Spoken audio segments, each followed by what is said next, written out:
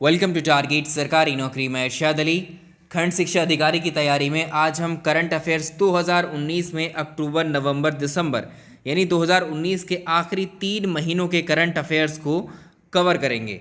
BO की strategy में हमने कल बात की थी कि आपको कौन से सब्जेक्ट से कौन से टॉपिक को ज़्यादा फोकस करना है। तो वो वीडियो आपने कल अगर नहीं देखा है उसको आज देख सकते हैं चैनल पर, उस वीडियो को जाकर। उसी स्ट्रैटेजी के अकॉर्डिंग हमने आपसे बात की थी कि करंट अफेयर्स में आपको अक्टूबर 2019 से लेकर जुलाई 2020 तक के करंट अफेयर्स को कंप्लीट करना है। तो हम आपको अक्टूबर, नवंबर, दिसंबर 2019 के इंपॉर्टेंट सेलेक्टेड क्वेश्चंस को कवर करा रहे हैं, जो कि यूपी करंट अफेयर्स को इंक्लूड करते हुए होंगे। चलिए शुरुआत करते हैं। वीडियो को लाइक कर दीजिए। आज का पहला सवाल देखिए।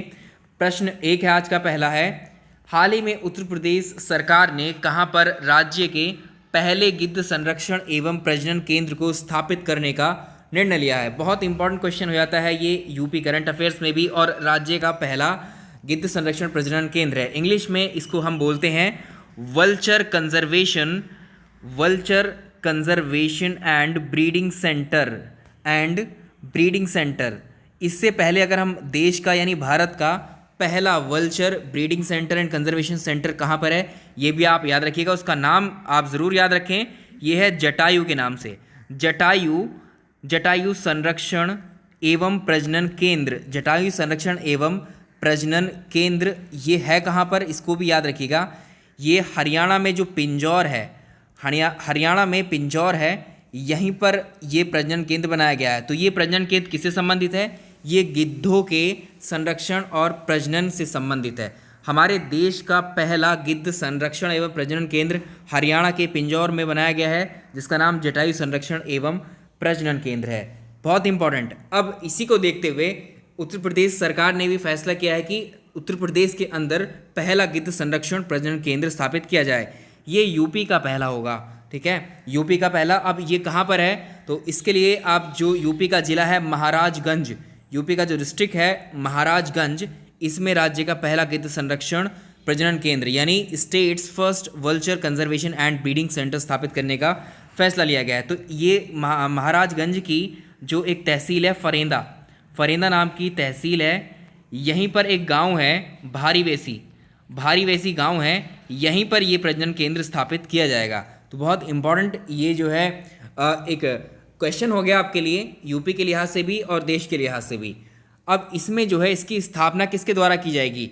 जो वन्यजीव अनुसंधान संगठन है और बॉम्बे नेचुरल हिस्ट्री, इसके सहयोग से इसकी स्थापना हो रही है।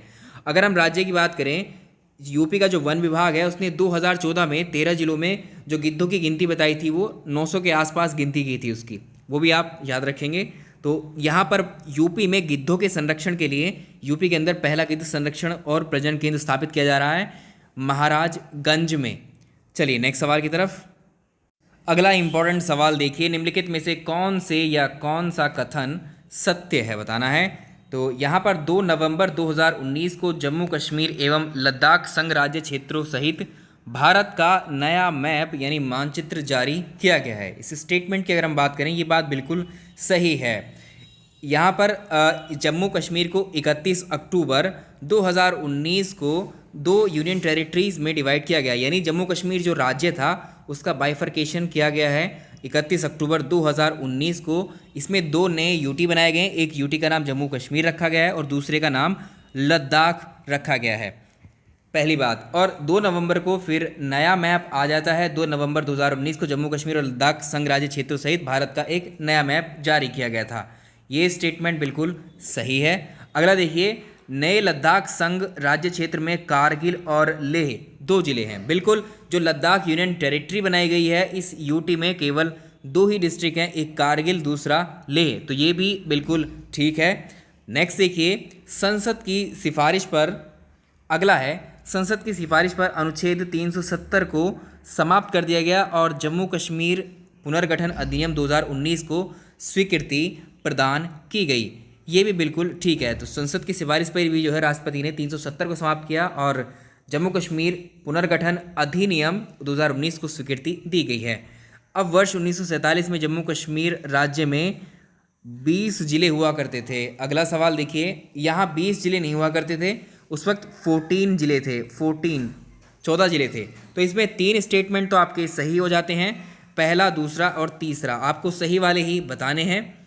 अगर आपसे पूछ ले अभी वर्तमान में जम्मू कश्मीर और लद्दाख संघ राज्य क्षेत्र के यहाँ पर जो उपराज्यपाल कौन है, तो गिरीश चंद्र मुर्मू, इनका नाम आप जानते हैं, गिरीश चंद्र मुर्मू। गिरीश चंद्र मुर्मू जो है ये उपराज्यपाल जम्मू कश्मीर के हैं। लद्दाख के कौन हैं, लद्दाख के हैं राधा कृष्ण माथुर, राधा कृष्ण माथुर। ये दोनों नाम आपको याद रखने हैं एडिशनल इन्फॉर्मेशन में। नेक्स्ट सवाल देखिए, चलिए सवाल नंबर नेक्स्ट देखिए। 30 और 31 अक्टूबर 2019 को अंतर्राष्ट्रीय सौर संगठन या इंटरनेशनल सोलर अलायंस, इसको हम ISA से भी लिखते हैं, इंटरनेशनल सोलर अलायंस, इसकी दूसरी सभा कहाँ पर आयोजित की गई थी। बहुत इंपॉर्टेंट क्वेश्चन है। पिछले साल के सुपर टेट का एग्जाम आपने देखा होगा, सुपर टेट या किसी एग्जाम में यहाँ से पूछा हुआ था कि इंटरनेशनल सोलर अलायंस का हेडक्वार्टर कहाँ पर है, इसका मुख्यालय कहाँ पर है। तो इसको इंपॉर्टेंट मार्क कर लीजिएगा। जितनी भी जानकारी है इसकी डिस्कस करते हैं हम यहाँ पर। अगर इसकी बात करें हम ISA की, तो अंतर्राष्ट्रीय सौर संगठन की शुरुआत किसके द्वारा की गई थी। अगर आपसे पूछे 4 स्टेटमेंट में बनाकर, तो ये शुरुआत की गई थी 2 देशों के द्वारा, जिसमें भारत और फ्रांस। भारत और फ्रांस ने 30 नवंबर, डेट भी याद रखिएगा, 30 नवंबर 2015 को जो है पेरिस जलवायु सम्मेलन हुआ था। पेरिस जलवायु सम्मेलन, इसको भी याद रखेंगे। पेरिस जलवायु सम्मेलन के दौरान इस अंतर्राष्ट्रीय सौर संगठन की शुरुआत की थी और इसका हेडक्वार्टर, इसका जो मुख्यालय है वो कहाँ पर है, गुरुग्राम में है। गुरुग्राम कहाँ पर है, हरियाणा में है। गुरुग्राम का पुराना नाम, आप अगर पुराने नाम से पूछें तो आप आंसर करेंगे गुड़गांव, ठीक है। तो गुरुग्राम हरियाणा में ISA इंटरनेशनल सोलर अलायंस का हेडक्वार्टर है। और इसमें जो है एक्चुअली ये अलायंस, ये गठबंधन क्यों हुआ है, इसमें जो उद्देश्य होता है ना ISA का, तो इसमें जो हमारी सौर ऊर्जा है, सौर ऊर्जा से जो है जितने भी देश इसके मेंबर हैं, सौर ऊर्जा का इस्तेमाल करते हुए बिजली का उत्पादन बढ़ाना है, इसका एक्चुअली मेन मकसद है, ठीक है। अगर हम बात करें अंतर्राष्ट्रीय सौर संगठन की पहली बैठक का आयोजन कहाँ पर किया गया था, नई दिल्ली में। इसकी पहली बैठक का आयोजन नई दिल्ली में किया गया था। अब दूसरी सभा है, इसका आयोजन कहाँ पर किया गया है, ये लेटेस्ट करंट अफेयर्स है आपके लिए, तो इसका आंसर आप करेंगे न्यू दिल्ली। ऑप्शन डी बिल्कुल सही आंसर है इसका। नेक्स्ट सवाल देखेंगे, 13 और 14 नवंबर 2019 के मध्य 11वां ब्रिक्स शिखर सम्मेलन कहाँ पर संपन्न हुआ। इसको मार्क कर लेंगे, इंपॉर्टेंट क्वेश्चन है ये। तो 2019 में, नवंबर 2019 में जो 11वां ब्रिक्स का शिखर सम्मेलन था या 11th ब्रिक्स समिट जो है वो ब्राज़ील के अंदर संपन्न हुई थी। ब्राज़ील में कहाँ पर, ब्राज़ीलिया में, ठीक है। ब्राज़ील की राजधानी ब्राज़ीलिया में ये संपन्न हुआ था और ब्राज़ील ने अब तक इसको 3 बार होस्ट किया है टोटली, एक बार 2010 में, 2014 में और 2019 में। तो इस शिखर सम्मेलन की अध्यक्षता की थी ब्राज़ील के राष्ट्रपति जायर बोलासोनारो ने। अब इस सम्मेलन का थीम आपसे पूछ सकता है। इसका थीम आप याद रखेंगे, ब्रिक्स नवोन्मेषी भविष्य के लिए आर्थिक विकास, इकोनॉमिक, यानी BRICS economic growth for an innovative future. Important है। अब इसमें जो है 5 देशों के, जो ब्रिक्स के 5 देश हैं, BRICS, इसके जो 5 देशों के हेड हैं या फिर राष्ट्रपति या प्रधानमंत्री, इस सम्मेलन में सब ने भाग लिया है इनके। इसमें ब्राज़ील के राष्ट्रपति तो हमने अभी डिस्कस किया, जायर बोलसोनारो ने अध्यक्षता की। और अगर हम बात करें, भारत के प्रधानमंत्री नरेंद्र मोदी इसमें शामिल थे, रूस के राष्ट्रपति व्लादिमीर पुतिन और चीन के राष्ट्रपति शी जिनपिंग, दक्षिण अफ्रीका के सिरिल रामफोसा ने भाग लिया था इसमें। तो ये हो गया। नेक्स्ट क्वेश्चन देखेंगे, सवाल नंबर नेक्स्ट देखिए। नवंबर 2019 में institute for economic and peace, जिसे आप IP कहते हैं, इसके द्वारा वैश्विक आतंकवाद सूचकांक जो जारी किया गया 2019 का, यानी इसको बोलते हैं ग्लोबल टेररिज्म इंडेक्स 2019, आतंकवाद से प्रभावित देशों की सूची में सबसे ज़्यादा प्रभावित देश कौन सा है आतंकवाद से। तो इस इंडेक्स को भी याद रखना बहुत ज़रूरी है, क्वेश्चन आ सकता है इसमें से भी। यहाँ से आतंकवाद से सबसे ज़्यादा प्रभावित देशों में इस सूचकांक में जो है वो जो देश है वो अफ़गानिस्तान है, फर्स्ट पोजीशन पे। आतंकवाद से, आतंकवादी गतिविधियों से सबसे ज़्यादा प्रभावित अफ़गानिस्तान है, शीर्ष स्थान पर है। यहाँ पर पूछा है प्रथम स्थान पे कौन है, ठीक है। इसका आंसर हो जाएगा A ऑप्शन। अगर यहाँ इसके बाद में बात करें सेकंड पोजीशन पर, सेकंड पोजीशन भी आपको याद रखनी ज़रूरी है, यहाँ पर पूछ सकता है 3 से 4 ऑप्शन, 3 से 4 स्टेटमेंट बना करके भी। इराक दूसरे पोजीशन पर है। तीसरे पोजीशन पर, थर्ड पर याद रखेंगे नाइजीरिया है, नाइजीरिया। और इसमें भारत की रैंकिंग भी इंपॉर्टेंट हो जाती है, क्योंकि भारत की रैंकिंग वेरियस इंडेक्स में पूछता ही है आपसे। अगर आप फोर्थ स्थान पे आप बात करते हैं तो ये सीरिया है। तो ये सबसे ज़्यादा प्रभावित देश हैं आतंकवाद से। अगर हम पाँचवें की बात करें तो फिफ्थ पोजीशन पर आएगा इसमें पाकिस्तान। तो पाकिस्तान जो है 5वीं पोजीशन पर है। और 6th प्लेस पर अगर आप देखें, 6th प्लेस को छोड़ करके अगर हम भारत की बात करें अब, तो भारत की रैंकिंग बहुत इंपॉर्टेंट है इसमें। तो वैश्विक आतंकवाद सूचकांक 2019 में भारत को जो है 7वां स्थान मिला है। 7वीं पोजीशन पर है भारत, यानी आतंकवादी गतिविधियों से सबसे ज़्यादा प्रभावित देशों में भारत 7वीं पोजीशन पर है। एक आपको भारत की पोजीशन याद रखनी है और एक पहली पोजीशन आपको ये याद रखनी है। बहुत इंपॉर्टेंट क्वेश्चन है ये। और इसमें जो है देखिए, अगर आपसे पूछे कि पहली बार वैश्विक आतंकवाद सूचकांक जो है किस वर्ष से जारी किया जा रहा है सबसे पहली बार, तो ये 2012 से प्रतिवर्ष प्रकाशित किया जाता है इस सूचकांक को। सवाल नंबर नेक्स्ट अब देखेंगे। 25 से 27 नवंबर 2019 के बीच में कॉमनवेल्थ यूथ पार्लियामेंट 2019 का आयोजन कहाँ पर किया गया? देखिए इंपॉर्टेंट क्वेश्चन है, ये मार्क कर लेंगे इसको। सारे बिल्कुल इंपॉर्टेंट ही हमने यहाँ शामिल किए हैं जो आ सकते हैं साल 2019 से। तो दिल्ली की जो विधानसभा है, दिल्ली की विधानसभा में या न्यू दिल्ली में इसको जो है आयोजित किया गया था, कॉमनवेल्थ यूथ पार्लियामेंट। अब इसका मकसद क्या है एक्चुअली? इसमें इस कार्यक्रम का आयोजन जो युवा होते हैं, इन युवाओं को ध्यान में रखते हुए, नाम से आपको पता लग रहा होगा, उनके एक्टिविटीज़ को या फिर उनके पार्टिसिपेशन को भी किसी भी एक सिस्टम में, डेमोक्रेसी में, उनको प्रोत्साहित करने के लिए इस कॉमनवेल्थ यूथ पार्लियामेंट का आयोजन किया जाता है। तो ये इसका आंसर हो जाएगा, न्यू दिल्ली में इसका आयोजन किया गया है। नेक्स्ट देखिए सवाल नंबर अगला देखिए। HNLC इसका फुल फॉर्म है honey trap national liberation council. इससे संबंधित कथनों पर विचार कीजिए। इस ग्रुप को हाल ही में भारत सरकार द्वारा पुरस्कृत किया गया है। इसकी बात करें तो 18 नवंबर 2019 को भारत सरकार ने मेघालय का स्थित एक समूह है, ये मेघालय में स्थित एक विद्रोही समूह है एक्चुअली, इसको जो है बैन किया हुआ है। इसकी हिंसक गतिविधियों में लिप्त होने के कारण इस पर बैन लगाया गया है। इसको बैन किया गया है, ना कि पुरस्कृत किया गया है। तो इसका आंसर, ये पहला स्टेटमेंट गलत हो जाएगा। और ये जो है खासी और जयंतिया आदिवासी द्वारा संचालित एक समूह है। तो इसका सेकंड वाला ऑप्शन ठीक है, पहला गलत है, केवल सेकंड। अब नेक्स्ट की तरफ देखें। Question number next important mark कर लीजिएगा। 22 अक्टूबर 2019 को जारी महिला शांति एवं सुरक्षा सूचकांक women piece and security index 2019-20, इस इंडेक्स का दूसरा संस्करण जारी हुआ है। इसमें भारत को कौन सी पोजीशन मिली है? ये इंपॉर्टेंट सवाल है, यहाँ से क्वेश्चन अक्सर बन सकता है। इंडेक्स से क्वेश्चन आता है तो ये इंडेक्स में भारत की रैंकिंग को पूछ रहा है। तो ये बनाता कौन है इस इंडेक्स को? इसमें Georgetown Institute for Women piece and Security, याद रखिएगा, Georgetown Institute for Women piece and Security ने the Peace Research Institute of Oslo के साथ में इस महिला शांति और सुरक्षा सूचकांक को तैयार किया है। और इस सूचकांक में टोटल 167 देशों ने जो है पार्टिसिपेट किया है। इसमें इन देशों को शामिल किया गया है। और इस सूचकांक में जो महिलाओं की भलाई है उसके कुछ आयाम लिए गए हैं, उनके मेज़रमेंट के हिसाब से ही इस इंडेक्स को बनाया गया है सभी देशों में, जो 167 देशों में टोटल।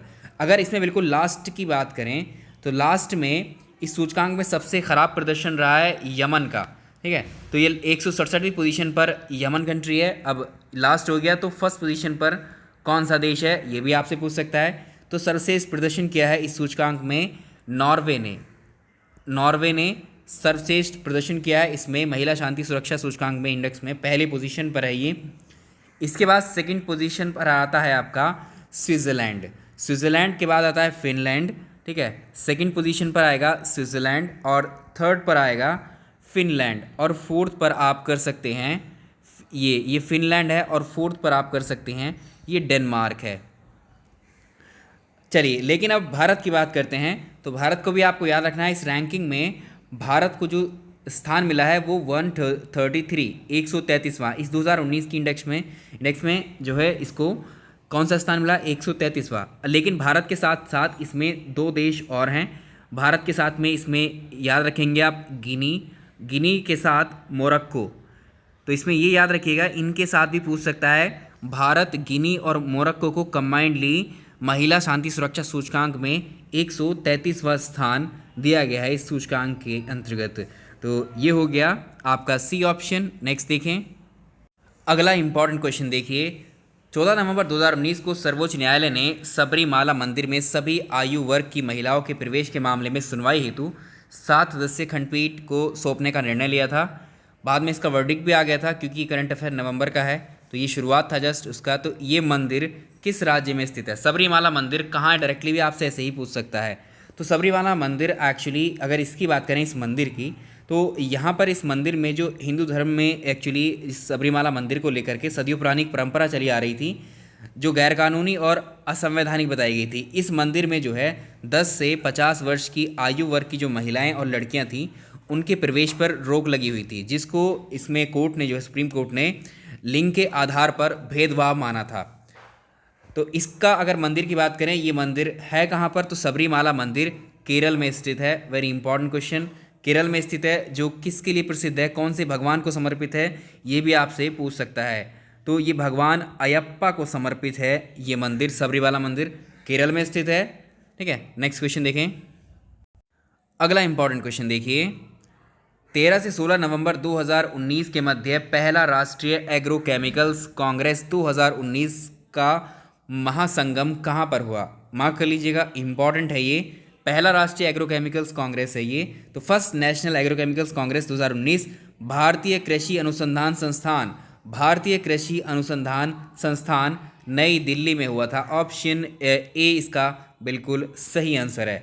इसका थीम आपसे पूछ सकता है, इसका थीम आप याद रखिएगा, safe agrochemicals for a safe society. Safe agrochemicals for a safe society इसका थीम रहा।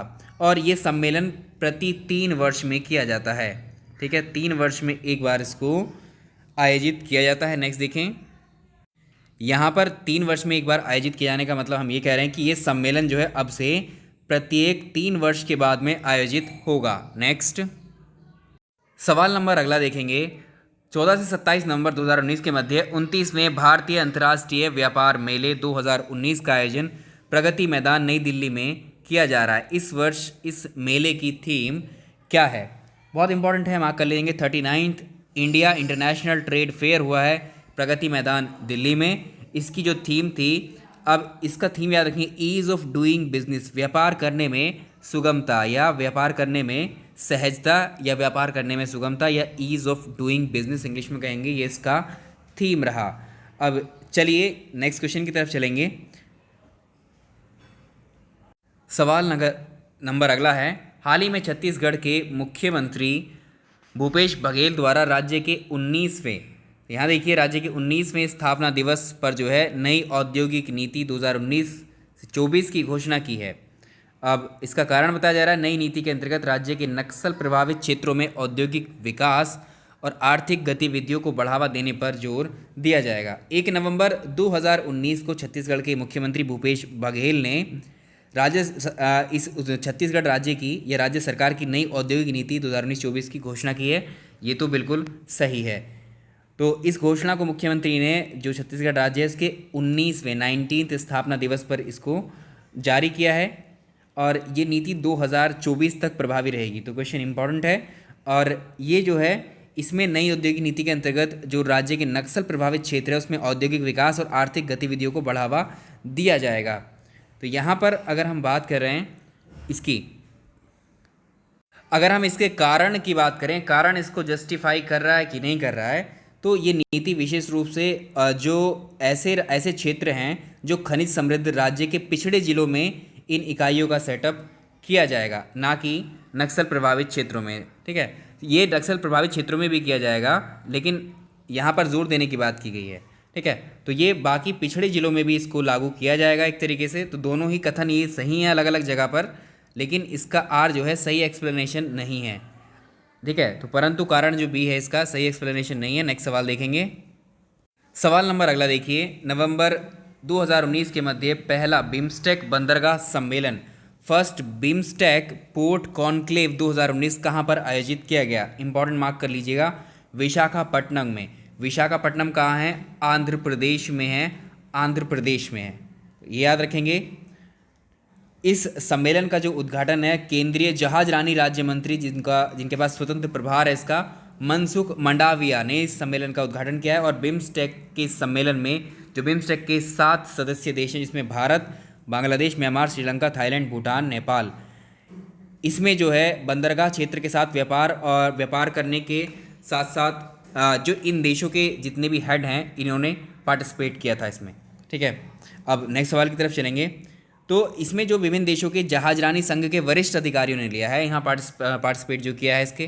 नेक्स्ट देखिए, सवाल नंबर नेक्स्ट रहेगा, वर्ष 2020 में होने वाली G7 आर्थिक सम्मेलन की मेजबानी किसको दी गई थी? तो इसका आंसर भी आप जो है यूएसए करेंगे, अमेरिका या USA, United state of America. 2020 के लिए G7 की जो आर्थिक सम्मेलन की मेजबानी है अमेरिका को दी गई थी।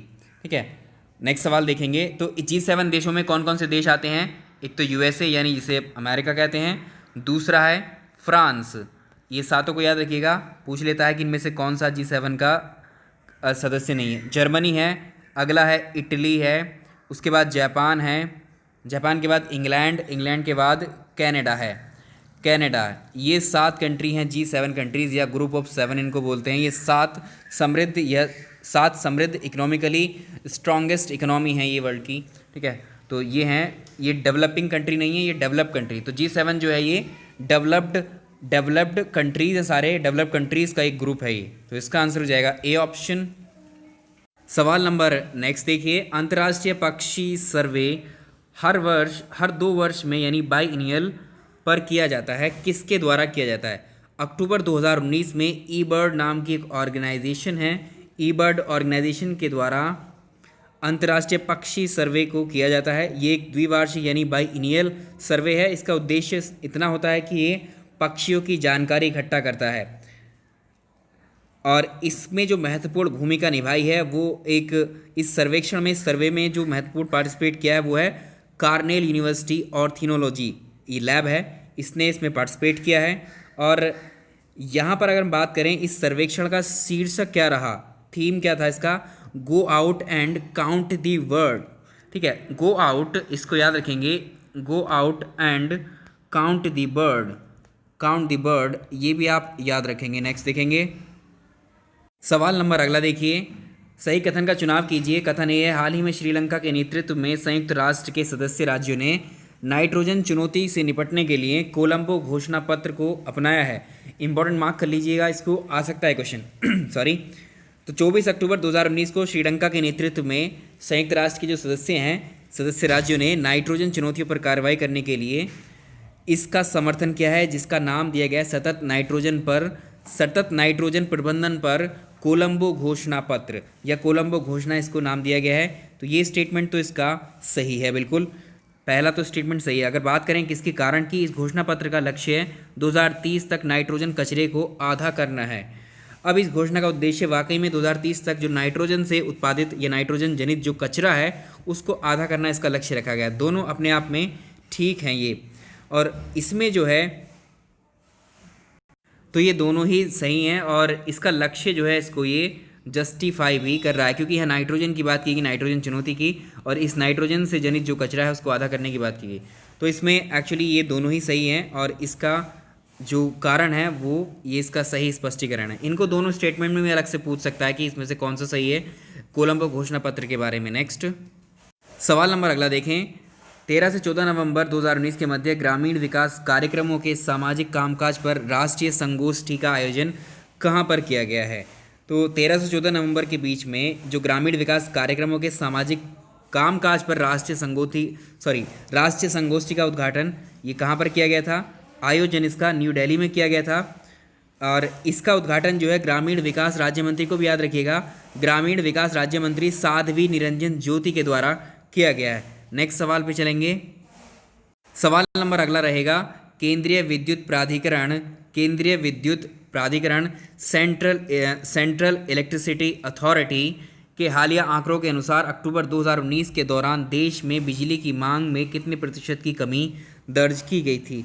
तो ये डेटा नवंबर में आया था, नवंबर 2019 में। सीए के अकॉर्डिंग अक्टूबर 2019 के दौरान देश में बिजली की मांग में 13% की कमी दर्ज की गई थी। तो ये भी करंट बन चुका था उस वक्त का, चाहें तो आप याद रख सकते हैं।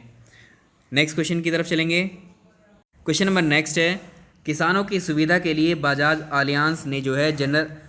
आलियांज जनरल इंश्योरेंस ने हाल ही में कौन सा मोबाइल एप्लीकेशन लॉन्च किया है। 7 नवंबर को किसानों की ज़रूरतों को पूरा करने के उद्देश्य से बजाज आलियांज जनरल इंश्योरेंस जो है इसने फार मित्रा, इसको याद रखेंगे, फार मित्रा ऐप लॉन्च किया है। या ऐसे पूछता है फार मित्रा ऐप लॉन्च किसके द्वारा किया गया, बजाज आलियांज के द्वारा। इस ऐप में जो है किसानों को जो है बीमा समाधान मिलने की जानकारी बताई गई है। नेक्स्ट चलेंगे। और दिन प्रतिदिन जो कृषि की ज़रूरतें हैं उस ऐप में जो है सारी चीज़ें अपडेट होती रहती हैं। तो इस ऐप के ज़रिए किसानों को काफ़ी सहूलियत होने वाली है। तो इस ऐप को वर्तमान में 6 राज्यों में, राजस्थान, मध्य प्रदेश, कर्नाटक, महाराष्ट्र, उत्तर प्रदेश, हरियाणा में चलाया जा रहा है। नेक्स्ट सवाल नंबर अगला देखेंगे। सही कथन का चुनाव कीजिए। नवंबर 2019 में पाकिस्तान टाइफाइड के लिए टीका लॉन्च करने वाला विश्व का पहला देश बन गया है। अगर इसकी बात करें, इस क्वेश्चन को मार्क करना पड़ेगा क्योंकि यहाँ पहले की बात की गई है और WHO के द्वारा इसको अप्रूव भी किया गया है। तो 15 नवंबर 2019 को पाकिस्तान टाइफाइड की बीमारी से निपटने के लिए उसने एक नया टीका लॉन्च करने वाला, या इस टीके को लॉन्च करने वाला विश्व का ये पहला देश बन गया है। ये कथन यहाँ सही हुआ। और इस टीके को विश्व स्वास्थ्य संगठन यानी WHO से भी अनुमति मिली है। तो इसमें जो है यहाँ पर अगर हम बात करें अगले स्टेटमेंट की, टाइफाइड को आंत, ज्वर या मियादी बुखार भी कहा जाता है जिसका उपचार एंटीबायोटिक दवाओं से किया जाता है। तो इसका ये भी ठीक है। तो ये दोनों ही ठीक हैं, ए और बी दोनों ही ठीक है। तो टाइफाइड एक संक्रामक बीमारी होती है, गंदे पानी, कूड़े कचरे वाले जो क्षेत्र होते हैं या भीड़ भाड़ वाले क्षेत्रों में ये तेज़ी के साथ फैलती है। तो टाइफाइड का उपचार जो है एंटीबायोटिक दवाओं से किया जाता है। अब नेक्स्ट क्वेश्चन की तरफ चलेंगे अपने।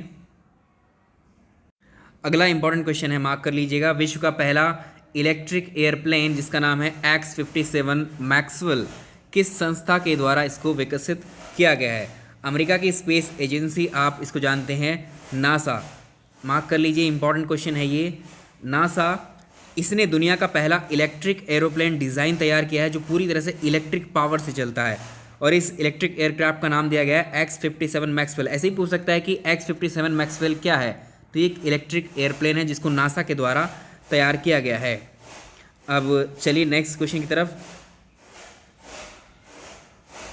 सवाल नंबर अगला रहेगा, चक्रवात बुलबुल के संदर्भ में निम्नलिखित कथनों पर विचार कीजिए। भारतीय मौसम विभाग ने अरब सागर में उत्पन्न इस चक्रवात को महाराष्ट्र, गुजरात, गोवा में अलर्ट जारी किया था। तो नवंबर 2019 में बंगाल की खाड़ी में, यहाँ पर अरब सागर में नहीं होगा, बंगाल की खाड़ी में होगा, ठीक है। तो बंगाल की खाड़ी में उत्पन्न चक्रवात बुलबुल को लेकर भारतीय मौसम विभाग ने पश्चिम बंगाल, उड़ीसा, अंडमान निकोबार, ये नाम भी अलग हैं, ठीक है, याद रखिएगा। बंगाल की खाड़ी में उत्पन्न हुआ था ये चक्रवात। इसको लेकर, उत्पन्न होने को लेकर के इसके जो पश्चिम बंगाल है, उड़ीसा है और अंडमान निकोबार द्वीप समूह को, इनको जो है प्रदेशों में, इन 3 प्रदेशों में अलर्ट जारी किया गया था, राज्यों और प्रदेशों में। अब इस चक्रवात का नामकरण जो है पाकिस्तान के द्वारा किया गया है। ये स्टेटमेंट भी सही है, ये स्टेटमेंट भी सही है।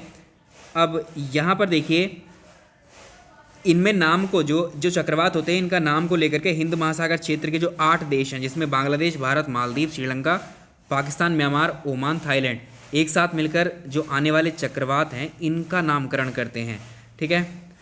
नेक्स्ट चलेंगे। तो इसका आंसर केवल 2 हो जाएगा। इसमें पहला आंसर गलत, पहला जो स्टेटमेंट है गलत है। क्वेश्चन नंबर अगला देखिए। नवंबर 2019 में कितने देशों के 11,000 वैज्ञानिकों ने जलवायु आपात की घोषणा की थी। नवंबर 2019 में विश्व भर के 153 देशों ने, 153 कंट्रीज़ के लगभग 11,000 वैज्ञानिकों ने क्लाइमेट इमरजेंसी घोषित की थी। तो यही पूछ सकता है क्लाइमेट इमरजेंसी किस वर्ष घोषित की गई। नवंबर 2019 में की गई थी ये।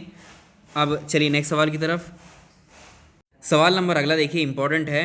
मकड़ी यानी स्पाइडर में जो है पैर कितने होते हैं। स्पाइडर के अंदर जो है पैरों की संख्या कितनी होती है, इस तरह से आप देखते होंगे।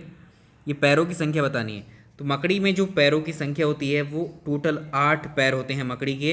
अगर पेयर में पूछेगा 4 जोड़ी आप करेंगे, ठीक है, 4 जोड़ी, या फिर टोटल पैरों की संख्या 8। अभी यहाँ पर इस सवाल को जो है यूपीएससी ने एनडीए के एग्ज़ाम में पूछा था, इसको यूपीएससी ने एनडीए के एग्ज़ाम में इसको पूछा था, ठीक है, तो इसको मार्क कर लेंगे। सॉरी, एनडीए और सीडीएस के एग्ज़ाम में ये क्वेश्चन आया था, तो ये इंपॉर्टेंट है ये क्वेश्चन जब यूपीएससी पूछता है। तो अब यहाँ पर क्या हुआ है, गुजरात में जो है 2 नई मकड़ियों की प्रजातियों को जो है अभी यहाँ पर पता लगाया गया है। तो इसमें जो है सचिन तेंदुलकर, एक मकड़ी का, तो मकड़ी की 2 नई जो प्रजाति हैं, इसको जो नाम रखा गया है, इनके नामकरण जो किए गए हैं, तो एक को मशहूर क्रिकेटर आप जानते हैं जो सचिन तेंदुलकर हैं, सचिन तेंदुलकर के नाम पर मकड़ी का नाम रखा गया है। दूसरी मकड़ी का नाम जो रखा गया है वो केरल के एक संत हैं कुरियोकस इलियास चावरा के नाम पर इन मकड़ियों का नाम रखा गया है। तो आइडेंटिफाई कर सकते हैं, इनके नाम में ही मिल जाएगा आपको। जैसे मरीन को सचिन तेंदुलकर एक मकड़ी का नाम है, उसी तरह से वो नाम में शामिल हो जाएगा। अब नेक्स्ट सवाल की तरफ चलेंगे। अगला इंपॉर्टेंट क्वेश्चन देखिए, हाल ही में पश्चिम बंगाल में मेंढक की एक नई प्रजाति को खोजा गया है, इसको नाम क्या दिया गया है? तो इसमें जो पश्चिम बंगाल में मेंढकों की जो नई प्रजाति है, इसमें देखिए पॉलीपेरिडोट्स बंगालेसिस, ये इसका बी ऑप्शन इसका सही आंसर रहेगा। तो इसमें जो प्रजाति पाई गई है, देखिए यहाँ पर है कि पॉलीपेरिडोट्स बंगालेसिस, ये इसकी प्रजाति है मेंढक की। नेक्स्ट सवाल नंबर नेक्स्ट देखिए, हाल ही में वैज्ञानिकों द्वारा किस तत्व का प्रयोग करके कार्बन डाइऑक्साइड को ईंधन गैसों में परिवर्तित करने वाला एक नए उत्प्रेरक यानी कैटलिस्ट का निर्माण किया है? इंपॉर्टेंट मार्क कर लीजिएगा इस क्वेश्चन को भी। तो स्टैनफोर्ड विश्वविद्यालय के जो इंजीनियर्स हैं, उन्होंने एक नया उत्प्रेरक, एक नए कैटलिस्ट की खोज की है। ये कैटलिस्ट काम क्या करता है, जो कार्बन डाइऑक्साइड होती है, इस CO2 को ईंधन के रूप में, जिसमें प्रोपेन या फिर प्राकृतिक गैस, इनमें कन्वर्ट कर देता है।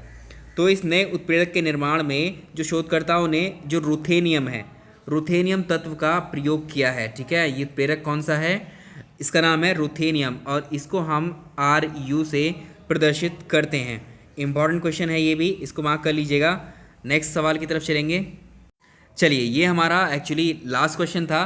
तो ये क्वेश्चंस आपके अक्टूबर, नवंबर, दिसंबर महीने 2019 के करंट अफेयर्स थे। इसमें एक वीडियो और लेंगे हम, तो इसमें आपके जो इंपॉर्टेंट करंट अफेयर्स 2019 के हैं वो कंप्लीट हो जाएंगे। इसमें अभी 2019 के अवार्ड जो हमने आपको स्ट्रैटेजी में बताए थे वो वाले रह गए हैं, और जो स्पोर्ट्स के इवेंट हैं 2019 वाले, वो भी कवर करा दिए जाएंगे। तो आपकी हेडेक खत्म हो जाएगी कि पिछला में से क्या क्या कंटेंट हम छाँटें। करंट अफेयर्स बहुत होते हैं, हर दिन 10 से 15 या 20-25 इवेंट्स भी होते रहते हैं, तो इतने याद रखने की ज़रूरत नहीं है। यहाँ सेलेक्टेड हैं, इनको याद रख लीजिए, इन्हीं में से आपको क्वेश्चंस डेफिनेटली मिल जाएंगे। वीडियो पसंद आया तो लाइक कीजिएगा। Thank you so much.